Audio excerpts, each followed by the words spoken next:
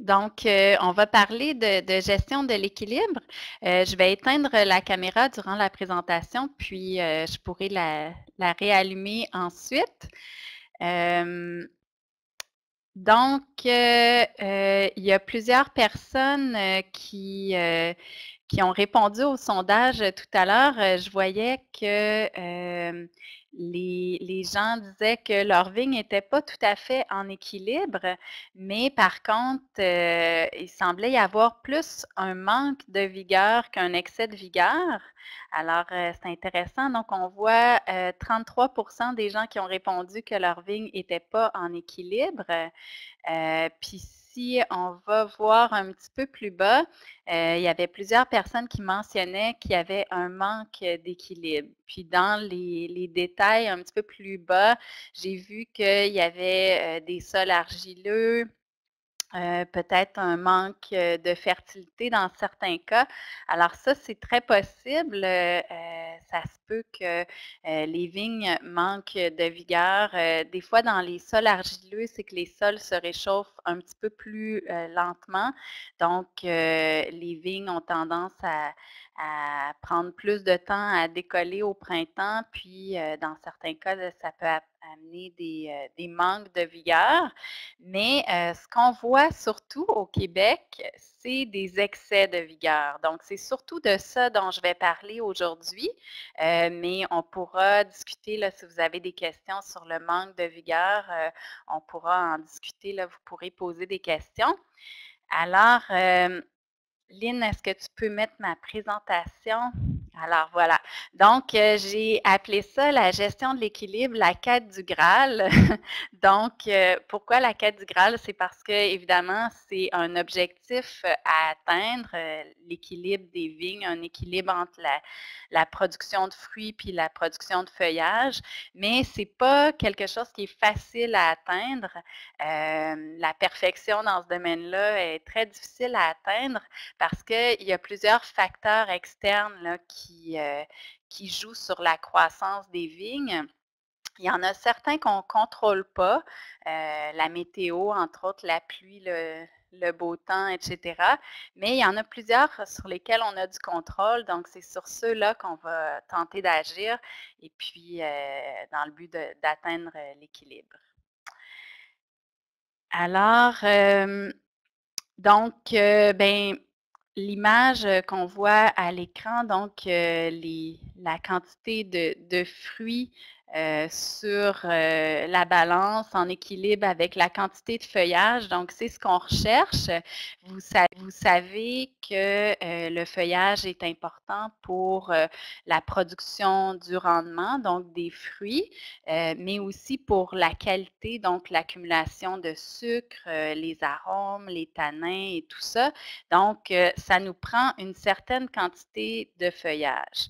Par contre, toutes les sources de stress qui vont avoir pour effet de réduire le rendement, de diminuer la quantité de fruits, vont stimuler à l'opposé la croissance du feuillage.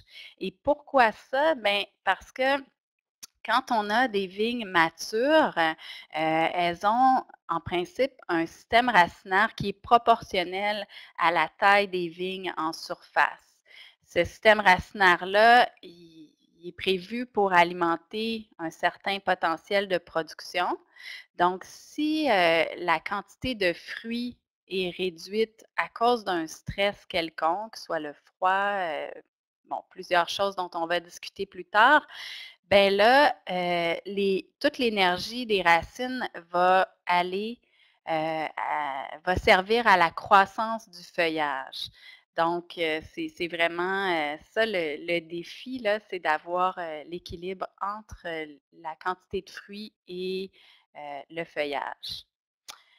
Donc, des sources potentielles de déséquilibre, on en a plusieurs et ça, je dirais particulièrement au Québec et dans les vignobles de climat froid parce que le gel, c'est un facteur très important là, qui peut affecter les rendements, réduire le potentiel de production.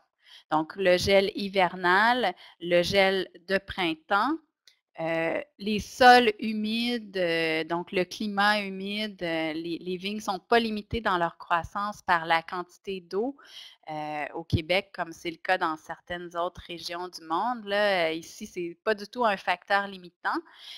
Puis on a des sols qui sont quand même relativement fertiles en général. Hem Et les cépages qui sont cultivés au Québec, pour la plupart, dans leur génétique, là, ce sont des cépages qui sont vigoureux.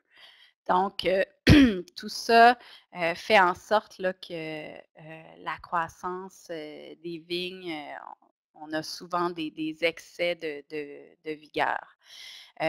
D'autres, sources de déséquilibre potentiel qui ne seraient pas seulement, pour le Québec, ben, la conduite des vignes, donc qui serait inadaptée ou un système de palissage mal adapté, la distance de plantation, soit des vignes qui sont trop, distantes une de l'autre ou trop proches, qui nous obligent à se battre avec, une quantité de feuillage trop abondant ou, une mauvaise gestion là, des opérations culturales. Donc ça, c'est des choses que je vais discuter un petit peu plus tard, là.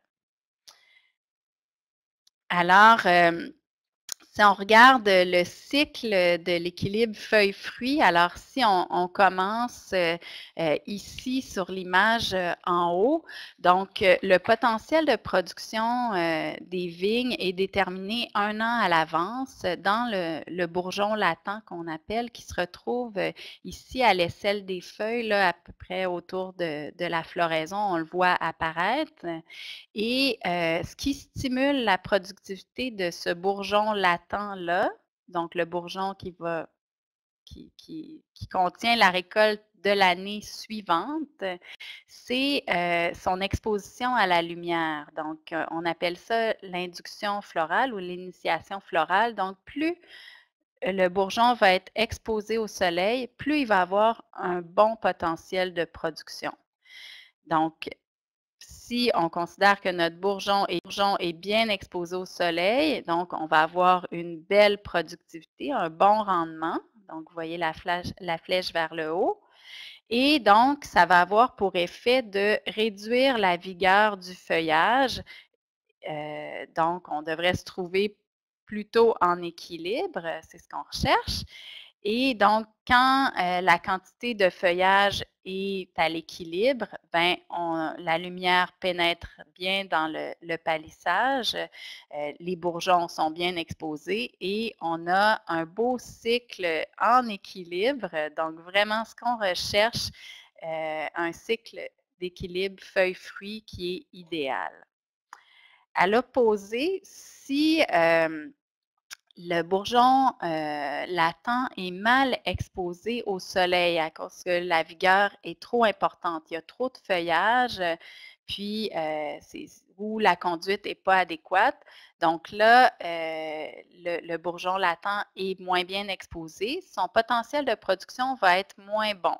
Donc, on va avoir des grappes qui sont plus petites, qui sont des vignes qui sont moins productives. Donc, notre rendement diminue. Et ça a pour effet d'augmenter la vigueur du feuillage. Et donc là, on a beaucoup de feuillage, la lumière ne pénètre pas bien dans le palissage et là, on se retrouve avec ce que j'appelle le cycle infernal, donc une mauvaise productivité qui engendre une mauvaise productivité. Et là, il faut trouver le moyen de se sortir de ce cycle infernal-là, donc de couper ça, d'essayer de faire rentrer la lumière, d'améliorer le rendement pour réduire la vigueur des vignes. Euh, donc, c'est donc tout, dans le fond, je reviens à la diapo, pardon, précédente. Donc là, ce cycle-là, on peut le prendre, d'ici, mais on peut aussi le prendre, à partir de cette étape-là où on aurait quelque chose qui aurait fait en sorte de réduire le rendement en raisin et donc la vigueur des vignes aurait été sur le feuillage et donc c'est ce que nous montre la diapositive suivante. Donc, le faible potentiel de rendement stimule la croissance du feuillage, donc ce qui engendre une série de problèmes. Donc, vous vous rappelez du système racinaire qui est proportionnel à la taille des vignes. Donc, si notre rendement est diminué pour une raison ou une autre, bien là, toute la vigueur des vignes va aller dans la croissance du feuillage au détriment du rendement. Et là, donc, ça peut causer des problèmes.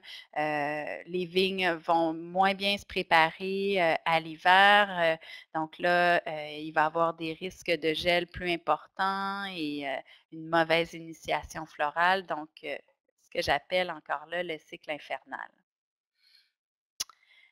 Donc, comme je le disais au départ, au Québec, on a surtout des problèmes d'excès de vigueur, mais on a aussi quelques cas de manque de vigueur. Donc, comme je vous ai dit, je vais surtout parler des problèmes d'excès de vigueur, mais n'hésitez pas à poser des questions là, si vous en avez sur le manque de vigueur.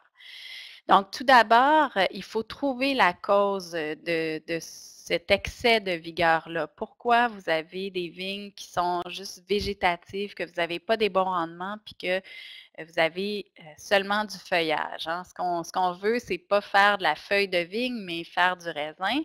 Donc, on doit trouver la cause de ce manque de productivité-là. Peut-être que certains d'entre vous étaient là en mars 2016 au congrès Vignes et Vins. J'avais présenté une conférence sur les causes probables de faible productivité des vignes au Québec. J'avais demandé aux conseillers viticoles qui travaillent avec les vignerons d'identifier évidemment de façon anonyme là, les principales causes de faible productivité chez leurs clients.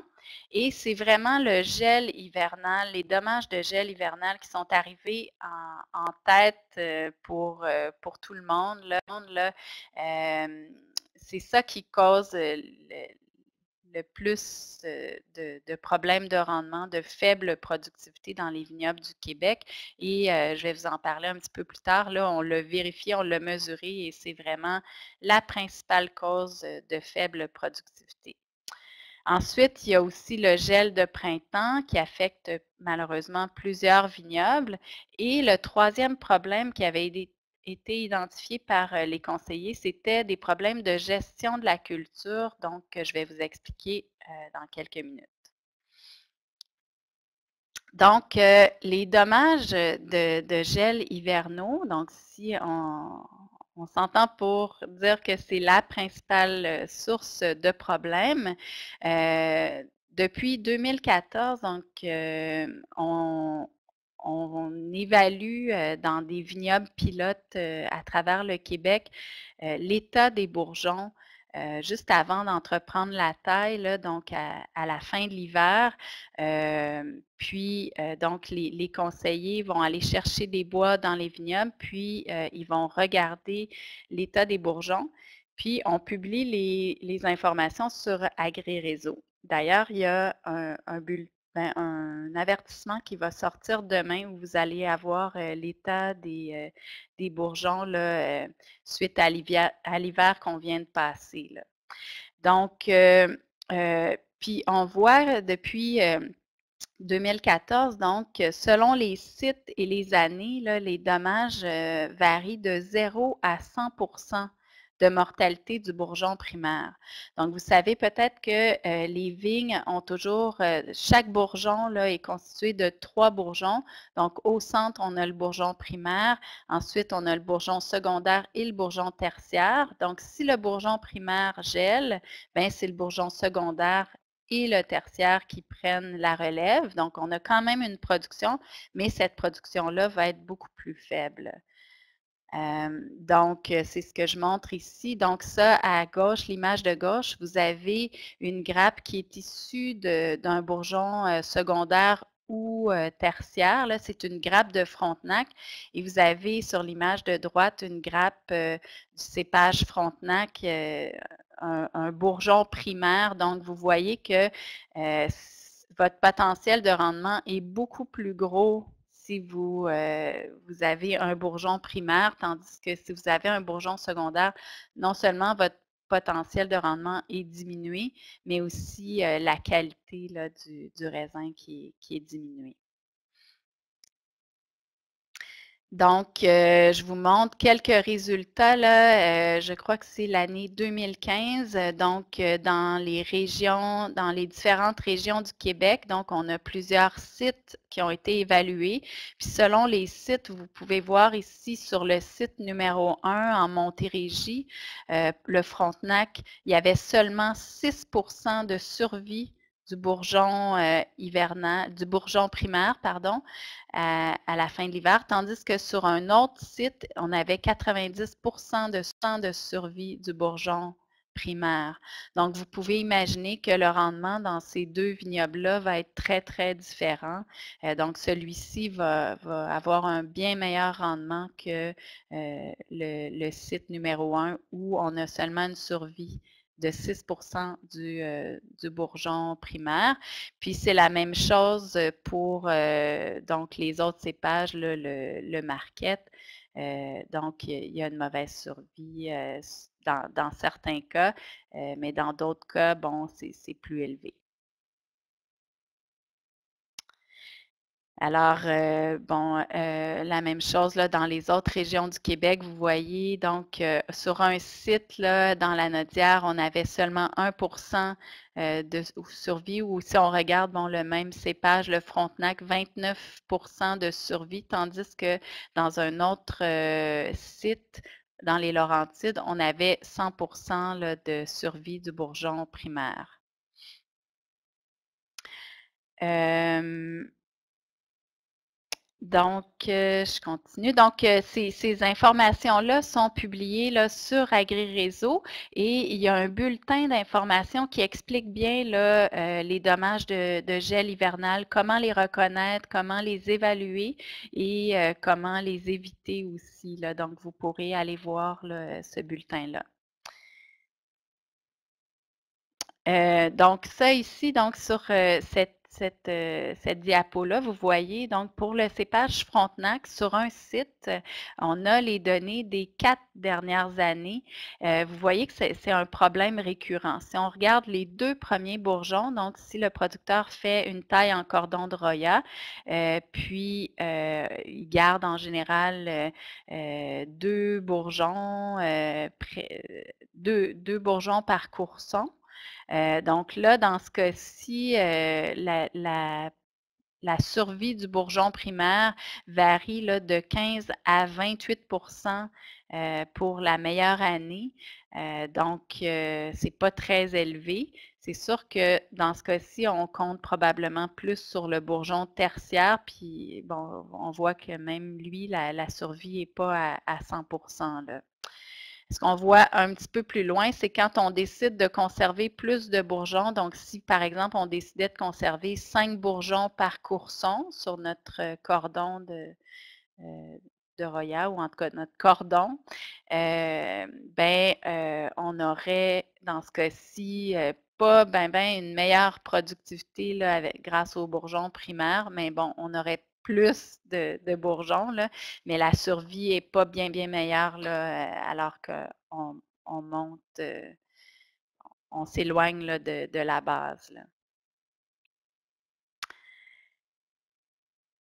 Alors, qu'est-ce qu'on peut faire pour se sortir de ce cycle infernal-là pour que on améliore la productivité de nos vignes, qu'on cesse de, de geler? Ben, le choix du site, ça, une fois que c'est choisi, hein, on peut pas agir là-dessus. C'est sûr que ça a un impact important. On doit aussi avoir des cépages qui sont bien adaptés à notre site, donc qui vont ben, atteindre la maturité dans les délais, dans le nombre de degrés jour potentiels sur ce site-là, qui vont aussi nous permettre de ne pas récolter trop tard parce que avant la récolte, tous les produits de la photosynthèse vont aller au raisin et donc si on récolte trop tard, ça empêche les vignes d'accumuler des réserves pour passer l'hiver, de bien aouter, donc d'accumuler des réserves dans leur bois, dans leurs racines. Donc on aurait besoin d'un bon 2 semaines là, après la récolte pour permettre aux vignes d'accumuler des réserves pour bien passer l'hiver. Donc, aussi, ben, on doit assurer des bonnes pratiques culturales, un bon drainage, une bonne fertilisation, une bonne conduite qui permet d'exposer les bois, les bourgeons au soleil. Et évidemment, ben, ça c'est un incontournable, la protection hivernale, elle doit être adéquate. Donc, si vous avez des cépages semi-rustiques ou non rustiques, vous devez assurer une bonne protection et pas comme celle-ci. Donc, dans ce cas-ci, on a des toiles géotextiles qui sont là pour protéger les vignes, mais elles sont percées, donc elles n'assurent pas une protection adéquate. Donc voilà. Est-ce que ça va pour le gel hivernal? Je poursuis avec le deuxième problème potentiel, qui est le gel de printemps. Donc, le gel de printemps, c'est une autre source potentielle de déséquilibre. Parfois, sur certains sites, là, on peut avoir plusieurs épisodes de gel par saison, plusieurs épisodes au printemps, puis parfois même à l'automne. Donc, ça va causer des baisses de rendement parce que, bon, si le bourgeon la pousse du bourgeon primaire gèle, ben, on va pouvoir compter sur le bourgeon secondaire et le bourgeon tertiaire, mais vous rappelez que la productivité de ces bourgeons-là n'est pas la même que celle du bourgeon primaire. Et évidemment, ça va être un problème qui va être accentué si vous avez eu du gel hivernal et que vous partez déjà avec un bourgeon secondaire et que celui-là gèle au printemps, bien là, vous êtes rendu avec le bourgeon secondaire. Puis bon, si vous étiez sur le bourgeon tertiaire déjà, bien, vous imaginez ce qui se passe. On n'a pas du tout de production. Donc là, par contre, notre système racinaire, lui, il est là, puis il est prêt à alimenter un certain potentiel de production. Donc là, ce que ça va faire, c'est que la vigueur va être excessive bien souvent. Puis là, donc, on va avoir un excès de feuillage, on va avoir un mauvais aoutement, des vignes qui vont être plus susceptibles de geler. Et donc, on revient avec notre cycle infernal. Donc, évidemment, il y a plusieurs solutions possibles. Encore là, le choix du site et son aménagement. Comme je disais, le site, une fois que vous êtes établi, vous ne pouvez plus faire grand-chose pour ça, mais déjà vous assurer de ne pas planter dans les zones les plus basses du paysage, là où l'air froid a tendance à s'accumuler. Hein. Vous savez que l'air froid qui est plus dense a toujours tendance à s'accumuler dans le bas des pentes, tandis que l'air chaud monte. Et aussi, aménager votre site de façon à permettre à l'air froid de bien circuler dans le vignoble. Dans ce cas-ci, sur l'image, on a comme une haie brisement dans le bas de la pente. Donc, l'air froid, quand il arrive là, il tourbillonne, puis il s'accumule. Donc là, ça peut causer du gel là, sur les rangées qui sont dans le bas. Donc, adaptez vos pratiques culturelles. Donc, des fois, tailler un peu plus tard les cépages qui sont les plus sensibles au gel de printemps, donc les cépages hâtifs. Ça peut avoir un certain effet sur leur date de débourrement. Donc, mais c'est pas bon, c'est pas juste avec ça, évidemment, on va se protéger contre le gel hivernal. Le gel printanier, pardon. Donc, la meilleure façon, c'est vraiment d'installer un système de protection active et ça, donc, j'ai inscrit c'est payant. Bien souvent, les systèmes de protection, ils sont payés très rapidement par l'augmentation des rendements. Puis, donc, par protection contre le gel de printemps, ben, les principales méthodes de protection, c'est soit l'irrigation par aspersion et donc les machines à vent, les tours à vent comme ça. Il y a aussi les éoliennes et les feux qui peuvent être faits. Donc ça, c'est bon. Puis il y a plusieurs autres méthodes, mais vraiment, celles qui sont sur la diapo, c'est les méthodes les plus efficaces. Je ne rentrerai pas dans les détails sur comment ces méthodes-là fonctionnent. Il y a un bulletin d'information qui est disponible sur AgriRéseau qui explique en détail là, les méthodes de protection contre le gel de printemps. Puis il y a aussi quelques présentations, là, des conférences qui ont déjà été présentées là-dessus. Là. Donc, la troisième source de potentiel là, de déséquilibre dans les vignobles du Québec qui a été identifié, là, comme je le rappelle, par les conseillers, c'était des problèmes de gestion, surtout des retards dans les travaux au champ. Donc, des retards dans le relevage des sarments, donc des rameaux. Donc, qui engendre toutes sortes de problèmes, des haies foliaires trop épaisses, des vigueurs excessives, un manque de main-d'œuvre pour réaliser les travaux à temps, souvent des propriétaires absents, donc il n'y a pas de gestionnaire, et des plantations parfois trop serrées qui font en sorte que les vignes ont besoin d'espace, ils ont de la vigueur, puis elles s'entremêlent les unes les autres. Là. Donc, comme solution pour les problèmes de gestion, ben, ça va être important de positionner les rameaux au fur et à mesure de leur croissance. Donc, le premier relevage devrait se faire là, avant la floraison ou dès que les tiges dépassent le premier fil après le fil porteur. Là, le premier fil de palissage devrait se retrouver à peu près 25 cm là, au-dessus du fil porteur, du pouce. Donc, à partir de ce moment-là, vous pouvez placer les pouces. Vous pouvez utiliser des fils releveurs mobiles et des attaches là, pour maintenir ça en place. Et puis, ça va faciliter les opérations de rognage parce que vos tiges vont être droites, vont être dressées, vont être bien placées. Évidemment, ça vous oblige à passer plusieurs fois, mais ça va être beaucoup moins long que si vous attendez que les vignes poussent beaucoup plus, que là, l'opération va prendre beaucoup, beaucoup de temps.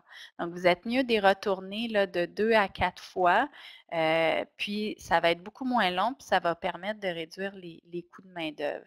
Ça ne devrait pas prendre plus que 45 heures à l'hectare. Si ça vous prend plus de temps que ça, ben c'est probablement qu'il y a un problème là, d'excès de vigueur ou de conduite qui est mal adapté.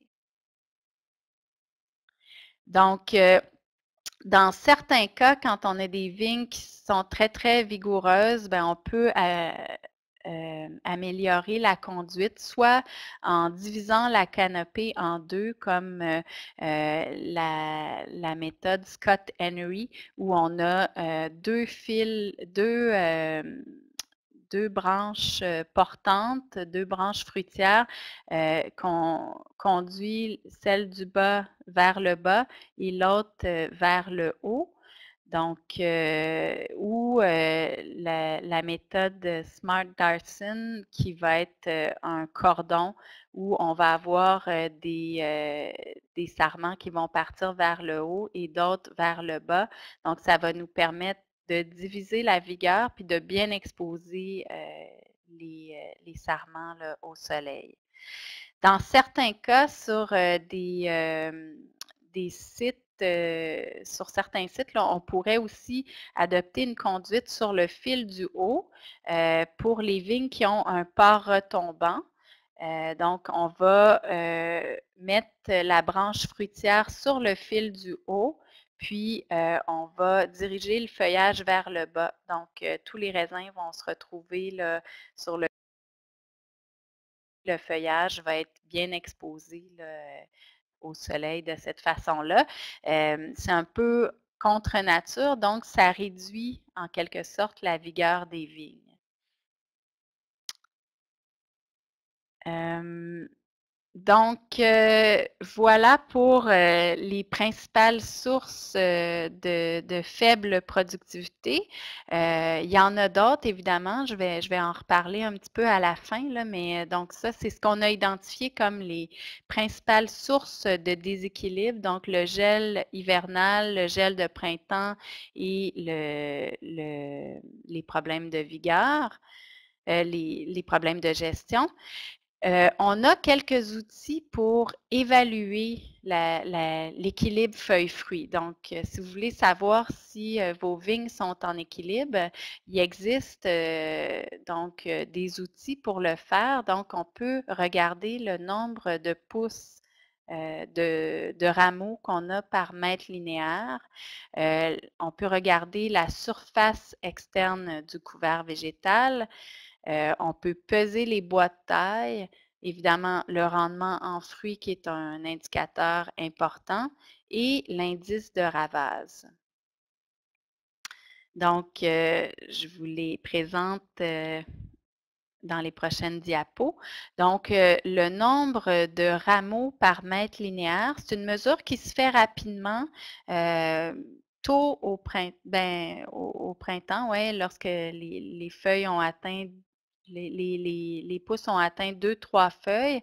Ça nous permet de mesurer l'entassement du feuillage puis d'avoir une idée là, de la pénétration de la lumière. Euh, et de savoir si on va avoir besoin de faire de l'épamprage donc, ou de l'ébourgeonnage. Donc, ce qu'on souhaite trouver les valeurs dans la littérature, c'est de 10 à 20 pouces, donc de 10 à 20 rameaux par mètre linéaire. Donc, ça, c'est des valeurs qui existent là, dans la littérature. C'est surtout, ça a surtout été étudié là, pour les cépages Vitis vinifera. Donc, je vais vous présenter des données tout à l'heure. Là, on a fait des décomptes dans les vignobles du Québec. Il semblerait qu'on soit plus autour là, de 10 à 25 pouces par mètre linéaire. Mais encore là, comme je vous dis, c'est un indicateur, c'est un outil.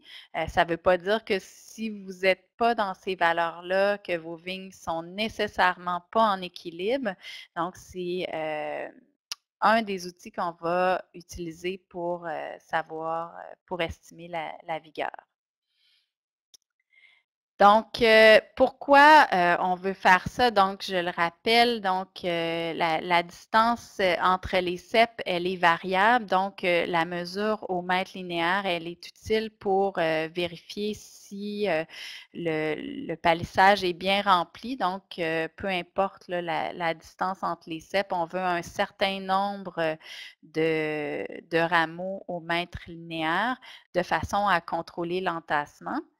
Puis, donc, ça nous permet de respecter une distance minimale entre les rameaux de façon à s'assurer qu'il y a une bonne exposition au soleil. Puis, les bourgeons qui sont les mieux exposés, là, donc les bourgeons latents vont être plus productifs. Donc, la valeur de 10 à 20 rameaux par mètre linéaire devrait nous permettre d'obtenir ces, ces critères-là. Donc, je vous montre des images. Donc, dans ce cas-ci, on a compté qu'on avait 22 rameaux au mètre linéaire. Dans ce cas-ci, on en a 29. Vous voyez, le mètre est indiqué par des rubans orange. Et dans ce cas-ci, ben là, c'est un peu le fouillis. Là, on a 51 rameaux par mètre linéaire. Donc, vous voyez que ce qu'on souhaite, c'est être entre 10 et 20. Probablement qu'ici, cette conduite-là nous permet d'avoir quelque chose qui permet de bien exposer là, les bourgeons latents au soleil, puis d'avoir une bonne pénétration de la lumière. Mais dans ce cas-ci, c'est certain que le bourgeon latent n'est pas exposé au soleil. Donc, par contre, c'est sûr qu'il faut faire, attention à la distance, entre les cèpes. Dans ce cas-ci, c'est un Vidal, donc qui a, 22 rameaux par mètre linéaire. Par contre, l'espace entre les cèpes est très grand, puis on voit là qu'il y a des espaces qui seront jamais, remplis là, parce que le Vidal a un port plutôt érigé et donc on il faut, respecter une distance de plantation, pas trop grande là, autour de 70 centimètres, c'est pas mal, entre les cèpes là, c'est pas mal le maximum. Si on taille en gobelet, bien sûr, si on adopte un autre type de taille en guyot, ben là, on peut peut-être, espacer, un peu plus les cèpes, mais en gobelet, on n'arrivera jamais là, à remplir le palissage. Donc, un autre outil pour mesurer la vigueur des vignes, c'est la mesure de la surface externe du couvert végétal. Ce qu'on mesure dans ce cas-ci, c'est le feuillage qui est actif pour la photosynthèse. Donc, vous avez la formule qui permet de le mesurer ici. Donc, on met 2 fois la hauteur plus la largeur. Donc, ça, c'est une valeur qui est mesurée là, ben, plus au milieu, à la fin de l'été. Et l'écartement entre les rangs.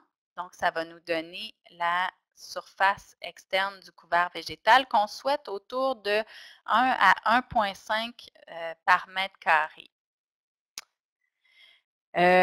Donc, la surface externe du couvert végétal, comme je vous disais, ça représente la couche de feuillage qui est actif pour la photosynthèse. Si il est élevé, donc plus on se rapproche du 1,5, plus le feuillage est efficace. Donc, les produits de la photosynthèse servent à alimenter les raisins, le rendement. Mais plus il est faible, donc plus il se rapproche de 1, bien là, il y a probablement un excès de feuillage à l'intérieur de la canopée, consomme des produits de la photosynthèse. Là, l'intérieur de la canopée consomme des produits de la photosynthèse là, qui est effectuée par les feuilles là, à l'extérieur. Donc là, ça, c'est pas efficace. Là. On doit voir les vignes comme le feuillage comme un panneau solaire, puis assurer une exposition maximale des feuilles au soleil. Tout ce qui se retrouve à l'intérieur de la canopée, qui n'est pas bien exposé au soleil, bien, va consommer les produits de la photosynthèse là, des feuilles qui sont à l'extérieur pour sa croissance. Donc, c'est une mesure qui va être intéressante lorsqu'elle est comparée au rendement. Donc là, je vous présente quelques valeurs qu'on a mesurées là, en 2015 dans les vignobles du Québec sur plusieurs cépages. Donc, vous voyez que on était plutôt près du 1 mètre que du 1,5, mais quand même, dans certains cépages, là, on avait 1,2, ce qui est quand même assez bon. 1,27 pour le market. Donc, on avait quand même des variations plus ou moins importantes là, pour cette mesure-là. Donc, si on regarde ce graphique-là pour donc plusieurs cépages, vous avez les carrés rouges qui sont le Frontenac, les X bleus, le Marquette, les points oranges, le Céval, les tirets verts, le Vidal. Donc, j'ai identifié par 2 lignes les valeurs où on devrait se retrouver, donc entre 1 mètre et 1,5 mètre carré de feuillage. Et donc, vous voyez le rendement ici. Pour le Frontenac, ça paraît assez intéressant. Là, plus on se retrouve là, à l'intérieur de ces braquettes-là, plus on a un bon rendement. Mais bon, c'est sûr que ça variait beaucoup. Là, on l'a mesuré dans plusieurs vignobles du Québec, puis c'était il y avait quand même beaucoup de variations là, d'un vignoble à l'autre. Donc, puis en 2015, on utilisait aussi le rendement du champ, tandis qu'on a continué en 2016 et là, on utilisait le rendement vraiment de notre parcelle où on avait mesuré là, la surface externe du couvert végétal. Donc, vous voyez qu'il y a quand même pas mal de variations, mais on se retrouve pas mal près du 1,5 là, avec les meilleurs rendements. Là. Donc, c'est quelque chose qu'on va continuer à mesurer probablement là, dans les prochaines saisons, mais si c'est quelque chose qui vous intéresse, vous pouvez en parler à votre conseiller viticole. Là, ils sont habitués de faire ça. Alors, je continue avec la mesure du poids des bois de taille. Donc, c'est un autre indice qui nous permet de mesurer la vigueur des vignes. Donc ça, c'est mesuré après la récolte. Donc, on prend les bois là, de chaque vigne, ou en tout cas au mètre linéaire. Les valeurs de référence, là, on les a pour le mètre linéaire. Donc, vous taillez vos vignes et vous pesez là, les, euh, les bois de taille. Pas sûr, si vous faites du recépage, si vous reformez vos vignes, vous ne prenez pas les bois que vous avez enlevés, là, seulement les bois qui ont servi à la production de l'année précédente. Donc, si c'est très élevé, il y a beaucoup de vigueur, donc il y a probablement beaucoup de feuillage, puis il y a un risque de mauvais ahoutement.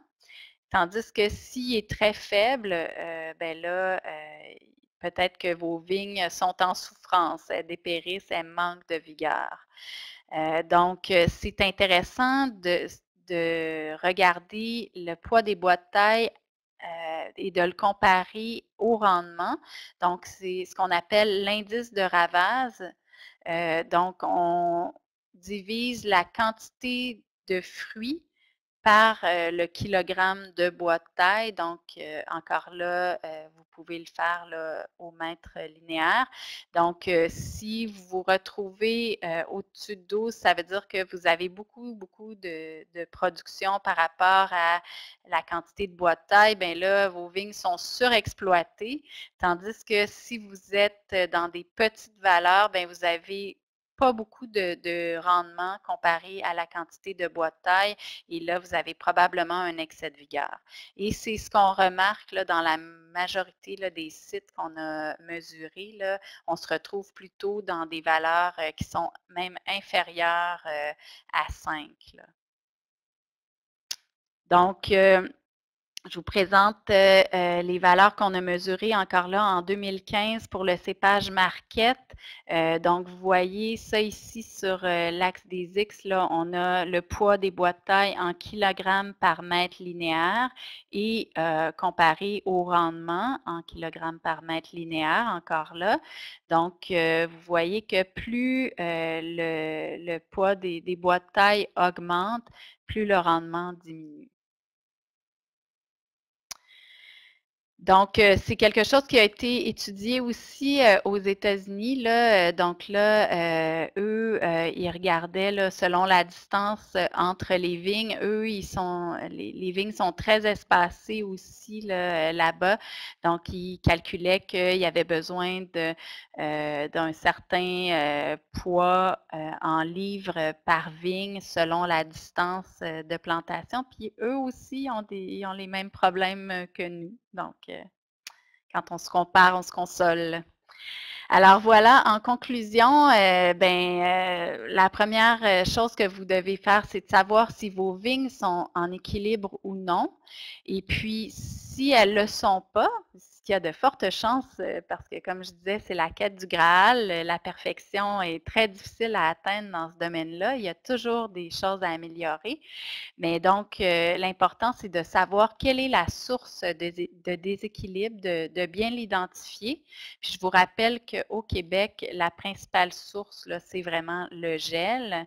Donc, pour vous aider à identifier la source de problème, je vous invite à consulter votre conseiller viticole ou le guide des bonnes pratiques. Donc, ça, c'est un tableau là, qui est extrait du guide des bonnes pratiques où on parle des problématiques d'excès de vigueur et de manque de vigueur. On a identifié plusieurs causes possibles et certaines pistes de solutions. Il faut savoir que souvent, on n'a pas une seule cause possible. Toutes ces causes-là peuvent être combinées. Ça, c'est un casse-tête, mais dans ce temps-là, on essaie d'agir sur la principale cause en premier. Donc, des solutions à long terme pour gérer la vigueur, bien évidemment, de sélectionner des sites appropriés, d'assurer une bonne protection contre le gel, de bien raisonner l'espacement entre les ceps, d'adapter la conduite des vignes pour favoriser une bonne pénétration de la lumière dans le feuillage. Évidemment, d'adapter la fertilisation et de bien gérer les plantes de couverture qui peuvent parfois compétitionner avec la vigne. Donc, dans ce cas-ci, ça pourrait faire en sorte qu'on ait un manque de vigueur si le couvre-sol est plus pousse plus que la vigne. Et des solutions à court terme qui coûtent bien souvent très cher en main-d'œuvre, ben, c'est de relever constamment les vignes, des pamprés, de rogner, décimer, de se battre avec les vignes. Donc, vous devez gagner la bataille, vous devez essayer de travailler le moins possible pour atteindre cet équilibre-là et c'est vraiment ça la quête du Graal. Donc, en terminant, vous pourrez chanter cette, cette chanson-là en vous promenant dans vos vignes. Je remercie énormément donc tous les conseillers viticoles qui ont participé au projet de valeur de référence et avec qui on collabore régulièrement là, pour la gestion de la vigueur dont je me suis inspirée pour faire cette présentation-là. Donc, Gaëlle Dubé, Isabelle Turcotte, Raphaël Fonclara, Émilie Turcotte-Côté, Chloé Gendre, Caroline Turcotte, Jenny Leblanc, Karine Bergeron et Annie Pellerin qui m'a aidée dans l'analyse des résultats.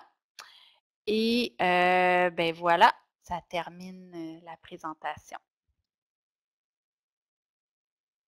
Est-ce qu'il y a des questions? Merci infiniment, Evelyne. Les questions ont été quand même répondues au fur et à mesure par notre super équipe d'agronomes, dont Gaëlle Dubé. Je vais peut-être les ramener un peu en relief, puis peut-être Evelyne, si tu as des commentaires par rapport à ça. Gaëlle mentionnait que le choix du site, c'est un facteur important, tu l'as déjà mentionné.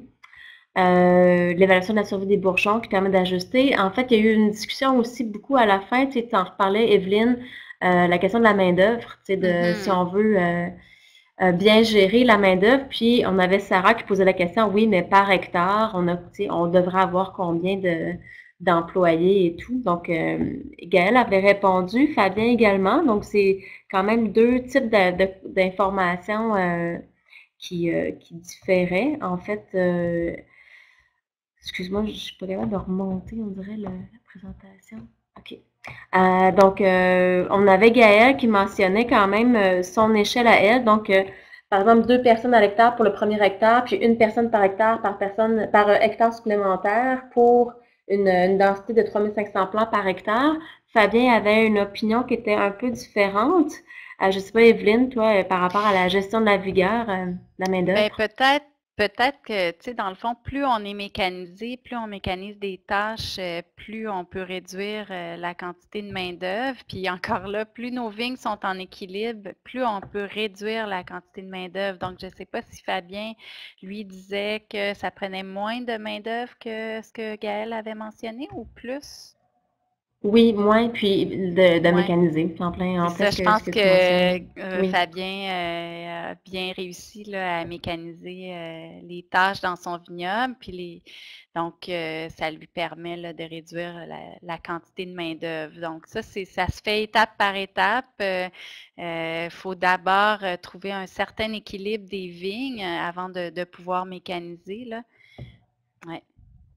Il y avait une autre question par rapport, est-ce que tes données de référence sont aussi utilisables pour les raisins de table? Ouais, ça c'est une bonne question. C'est des outils, on peut les utiliser, mais pour le raisin de table, c'est sûr que souvent, on va se permettre de le pousser un petit peu plus parce que la qualité d'un raisin de table, souvent, c'est pas autant de la concentration des sucres que des fruits qui vont être gorgés d'eau, qui vont nous éclabousser quand on va croquer dedans. Donc, puis la vigueur, là, ça va être la conduite des vignes qui va jouer. Là. Donc, des fois, on peut les espacer un petit peu plus, mais on va fertiliser davantage les vignes. Puis, c'est ça, là, la Mhm. qualité, les critères de qualité ne sont pas tout à fait les mêmes. Là. Mhm. On va Oui, il y pousser avait un petit Fabien peu qui plus le rajoutait, rendement. oui. Oui, d'accord. Puis, juste pour finir par rapport à la main-d'œuvre, Fabien rajoutait quand même, avec des aides ponctuelles de temps en temps, je pense que pour faire des billes, là, Ouais, c'est certains ça. travaux, c'est pertinent. Il y avait Certaines étapes Anne-Sophie critiques. oui, c'est ça. Est-ce que tu peux les nommer, les étapes critiques? Bien, Quoi? justement, tu sais, le relevage, là, au début de la saison, évidemment, la taille, ça prend beaucoup de temps. C'est une étape vraiment critique. Puis, bon, peut-être les premiers relevages. Puis ensuite, une fois que les vignes sont bien placées dans les fils de palissage, bien là, ça réduit un petit peu plus. Là. Il nous reste à faucher, à rogner, à fertiliser, à traiter. Là, mais donc là, Mhm. ça prend moins de main-d'œuvre. Puis évidemment, ben, la D'accord. récolte, si tout va bien, ça prend beaucoup de main-d'œuvre parce qu'il y a beaucoup de raisins. Mm. Il y avait Anne-Sophie Gagné qui posait la question, qu'en est-il de l'utilisation des régulateurs de croissance? Envisageable si la vigueur est vraiment importante? Ouf, ouais. Ben, on n'a pas beaucoup d'expérience avec ça au Québec. Moi, je considère que c'est vraiment pas ça notre problème, là. Je pense que j'en ai bien parlé, là. C'est vraiment le gel qui affecte le plus les rendements au Québec.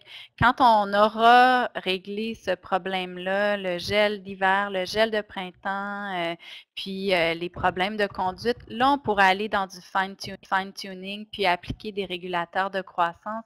Mais c'est pas le cas dans la majorité des vignobles. Je ne dis pas que c'est pas ça ne s'applique pas à certains sites, mais je dirais seulement quelques sites. Puis là, comme je disais, on n'a pas beaucoup d'expérience. Là, il n'y a pas beaucoup d'études qui ont été faites au Québec avec ça. Là. Mhm. Oui, puis on a Gaël qui avait déjà répondu aussi. Je pense qu'on a répondu à toutes les questions.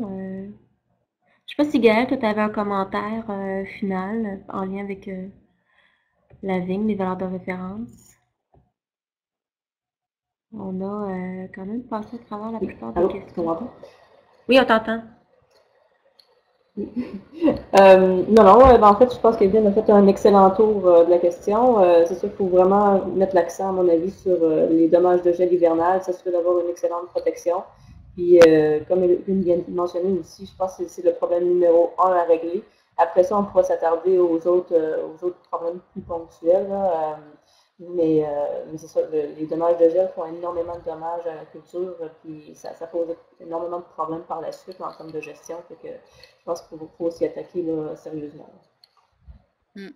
Puis comme je le disais, ben, je vous invite à travailler avec vos conseillers viticoles, puis à consulter le guide des bonnes pratiques pour évaluer vos pratiques, puis identifier les sources de problèmes. Mais donc, vos Mhm. conseillers vont pouvoir vous aider là-dedans. Là.